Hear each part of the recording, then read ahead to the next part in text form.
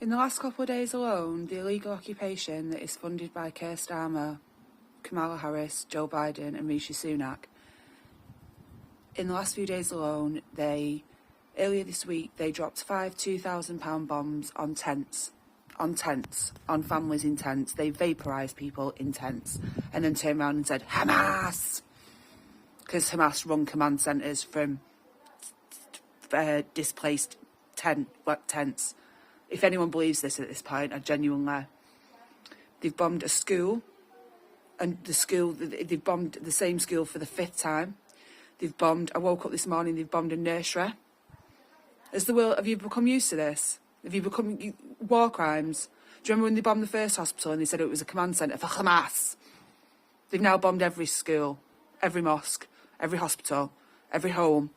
They are blowing houses up in Rafah and posting it on TikTok for a laugh. They're tying prisoners up and humiliating them and posting it on social media for a laugh. The other week, they found there was video footage of occupation soldiers raping a Palestinian to the point where he almost died. And when they thought he was going to get in trouble, the whole society rose for the right to rape. They had discussions about it on occupation television, and they decided that it's okay to rape as long as it's goyim. And do you know who goyim are? Everyone who's not a settler, everyone who's not a Zionist. They literally, one of the guys who raped the Palestinian was all over the TV as a celebrity. You couldn't make it up. They've been trashing the West Bank, ripping up international law, ripping up roads, ripping up infrastructure. Every single war crime you can possibly imagine. 2.2 million people in the Gaza Strip. Now, children.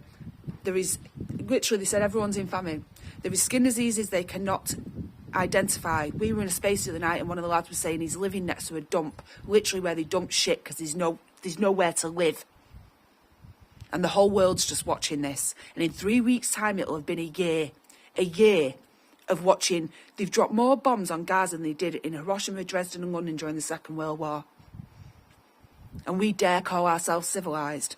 They're sanctioning Iran for selling Russian weapons to Russia. Are you joking me? When we're selling weapons to blow children up in tents and beds. I saw a man this week having to stuff cotton into a baby's brain so that they could bury her. So that they could make her look like herself again so that they could bury her. Children are dying of fear. They are amputating children's arms and legs with no anaesthetic. A year of this, and still the world just carries on. And do you know what makes me so angry? You don't care if it was we all know if this was white children, this wouldn't have been allowed to go on for a month, never mind a year. So what does that say about all of us? What does that say about our civilised world? Because when this does end, there is no forgiveness for what we have done to the Palestinians. They are the only free people, them and the Yemenis. Free Palestine.